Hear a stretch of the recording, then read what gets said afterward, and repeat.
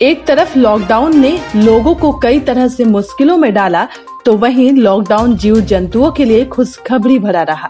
जी हाँ, देश की चंबल नदी में हजारों की तादाद में घड़ियाल के बच्चे जन्म ले चुके हैं, जिससे चंबल नदी का तट नवजात घड़ियालों से चहक उठा है। राजस्थान के धौलपुर जिले की सीमा में बहने वाली चंबल नदी में ऐसा पहली बार हुआ है जब इतनी बड़ी तादाद में घड़ियालों ने जन्म लिया है। सबसे अहम बात ये है कि ये घड़ियाल दुर्लभ डायनासोर के प्रजाति के हैं।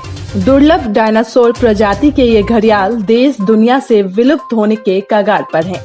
भारत में ही इनकी सबसे ज्यादा संख्या पाई जाती है और सबसे ज्यादा संख्या चंबल नदी के इलाके में है।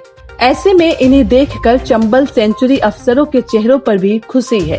चंबल के इन घाटों के किनारे झुंड में इनकी उछल कूद का नजारा देखकर इलाके के लोगों में भी खुशी का माहौल है।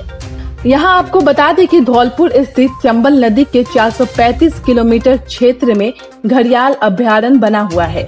सीमावर्ती धौलपुर और मध्य प्रदेश के देवरी के साथ उत्तर प्रदेश में आगरा जिले के वाह इलाके में घड़ियालों के रक्षण और कुनबा बढ़ाने के लिए काफी प्रयास किए जाते हैं।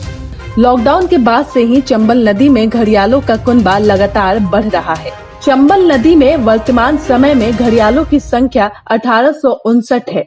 अगर इसके साथ जन्म लेने वाले घड़ियालों के बच्चों की संख्या जोड़ देते हैं तो चंबल में घड़ियालों की संख्या लगभग 3000 के आसपास होगी।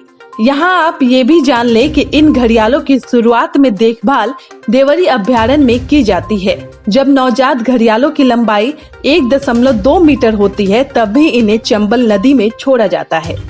घड़ियाल का प्रजनन काल अप्रैल से जून तक रहता है, लेकिन धौलपुर रेंज और देवरी सेंटर पर घड़ियालों के बच्चों को जीवन बचाने के लिए कई स्तरों पर संघर्ष करना पड़ता है। हालांकि सबसे बड़ा खतरा तो जीवनदायिनी चंबल नदी ही रहती है।